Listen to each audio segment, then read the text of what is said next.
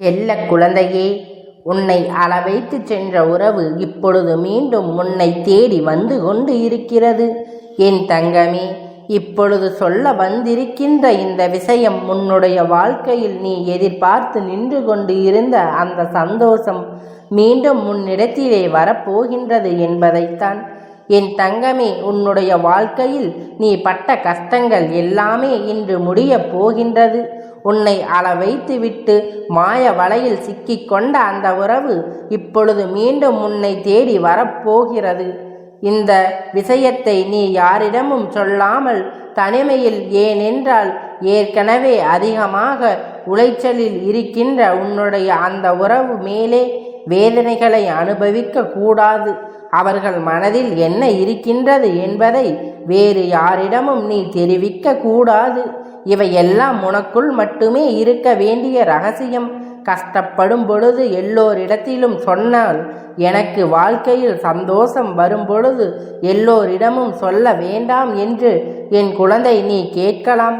என் தங்கமே, நிச்சயமாக சந்தோஷத்தை மட்டும்தான் சொல்ல வேண்டுமே தவிர அவர்கள் மனதில் இருக்கின்ற எண்ணங்கள் எல்லாம் உன்னை நம்பி மட்டுமே சொல்லக்கூடிய விஷயங்கள்.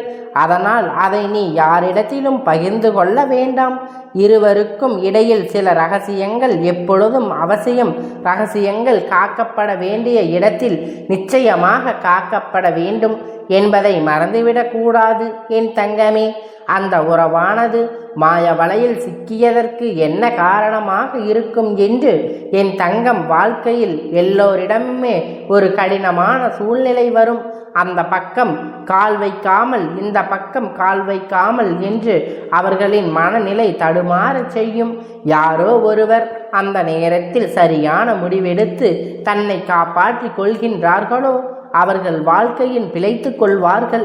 யார் ஒருவர் அந்த நேரத்தில் தன்னுடைய மனதை அலைப்பாய விட்டு தவறான பாதையை சென்று செல்கின்றார்களோ அவர்கள் வாழ்க்கையில் தடம் மாறி செல்வதோடு மட்டுமல்லாமல் கஷ்டத்தை நோக்கியும் வாழ்க்கையில் நடக்கவிருக்கின்ற பல நல்ல விஷயங்களையும் கெடுத்து சென்று கொண்டு இருக்கிறார் என்று அர்த்தம். என் தங்கமே, அது போன்று சொன்னதுதான் இன்று என்னுடைய உறவு. அவரினுடைய சூழ்நிலை அவரை இப்படி ஒரு முடிவை எடுக்க வைத்து விட்டது.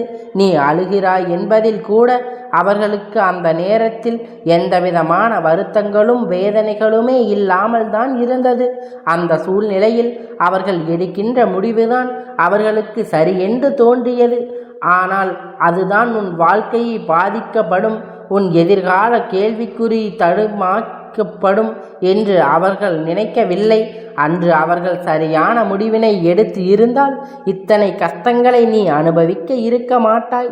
ஆனால் அவர் என்னுடைய விதி, அந்த மாய வலையில் சிக்கிவிட்டோம், அதிலிருந்து வருகின்ற கஷ்டங்களை அனுபவிக்க வேண்டும். வாழ்க்கையில் பல சந்தோஷமான நிகழ்வுகளை தொலைத்து பல கஷ்டமான நிகழ்வுகளை சந்திக்க வேண்டும் என்பதில் விதியாக இருக்கும் பொழுது நம்மால் ஒன்றும் செய்ய முடியாது. ஏனென்றால் சிலருக்கு சில விஷயங்களை சொல்லி புரிய வைக்க முடியாது. மாறாக அதிலிருந்து அடிபட்டு மிதிபட்டு தெரிந்து கொண்டால் மட்டும்தான் அவர்களுக்கு புரியும் என்பதில் எந்த ஒரு மாற்று கருத்தும் கிடையாது. அதுபோல ஒரு சூழ்நிலைதான் இப்பொழுது அந்த துணைக்கு என் மனதில் ஏற்பட்டு இருக்கின்ற கண்ணீர் சிந்தி வைப்பது எல்லாம் அவர்களுக்கு எத்தனை கஷ்டங்களை கொடுத்தது.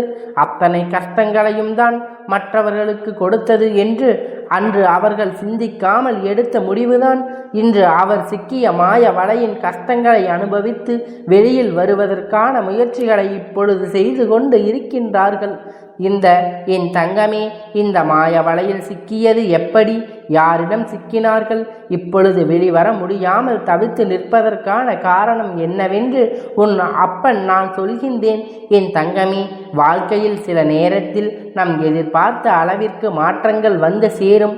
அந்த மாற்றங்கள் வரும் பொழுது எதற்காக இந்த வாழ்க்கை வாழ வேண்டும் என்று நினைக்க தோன்றும். வீட்டிலும் சரி வெளியிலும் சரி பிரச்சனைகள் வரும் பொழுது சகஜமாகத்தான் சிலர் மனித நிலை இருக்கும். ஆனால் பிரச்சனைகள் தெளிவாக ஏற்றுக்கொள்வதில்லை. எப்பொழுதும் வீட்டில் சண்டைகளும் சச்சரவுகளும் இருந்து கொண்டு இருந்தால் வீட்டுக்குள் நுழையும் பொழுதே நிம்மதியில்லாமல் தான் இருக்கும். ஏனென்றால் முதலில் வீட்டிற்கு வருவதை நிறுத்துகின்றார்கள். அந்த நேரத்தில் யார் ஒருவர் முறை ஆறுதல் அவர்களுக்கு முழு சந்தோஷத்தை கொடுக்கின்றாரோ அந்த ஆறுதலை கரம் பற்றி கொண்டு அவர்கள் நமதுக்கான வாழ்க்கை என்று நினைத்து தவறான முடிவினை எடுத்து அங்கிருந்து சென்று விடுகிறார்கள். என் தங்கமே, அவர்கள் தீட்டியது மாய வலை என்று அப்பொழுது அந்த நேரத்தில் அவர்களுக்கு தெரியவில்லை. அவர்களை தேவைக்காக பயன்படுத்துகிறார்கள் என்பதை அந்த நேரத்தில் அவர்களால் புரிந்து கொள்ள முடியவில்லை.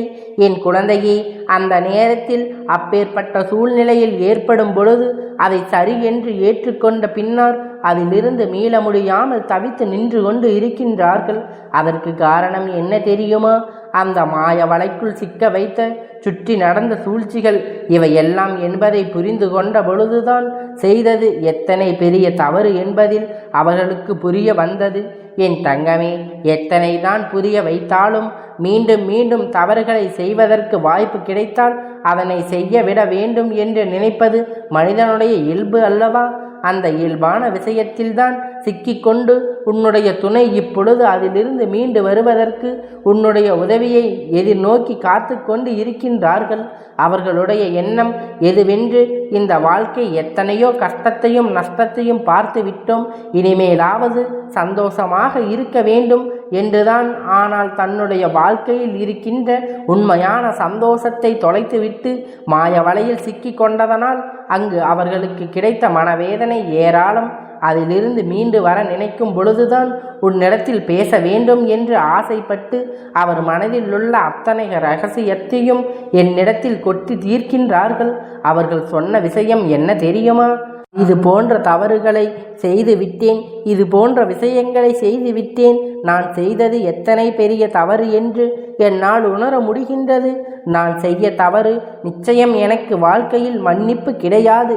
ஆனால் யார் மன்னித்தாலும் மன்னிக்காவிட்டாலும் என் மீது உயிரை வைத்திருக்கின்ற என் துணை என்னை மன்னித்தால் போதும், மீண்டும் எனக்கு ஒரு வாய்ப்பு கொடுத்தால் போதும். நான் செய்த தவறுக்கு அவர்கள் காலடியில் விழுந்து நிச்சயம் மன்னிப்பு கேட்க விரும்புகின்றேன். இனிமேல் ஒருபோதும் இது போன்ற தவறான பாதையில் நான் செல்ல மாட்டேன். ஒரு முறை பட்டதே இனி போதும். என்னை கொஞ்சம் பயமுறுத்தியதோடு மட்டுமல்லாமல் எந்த தவறையும் செய்யும் பொழுது சற்று யோசிக்க வேண்டும் என்று உணர்த்தி இருக்கின்றது. அதனால் என்னுடைய துணையை மீண்டும் அன்போடு என்னை ஏற்றுக்கொள்ள செய்யுமாறு என்னிடத்தில் வேண்டுதலை வைத்திருக்கிறார்கள்.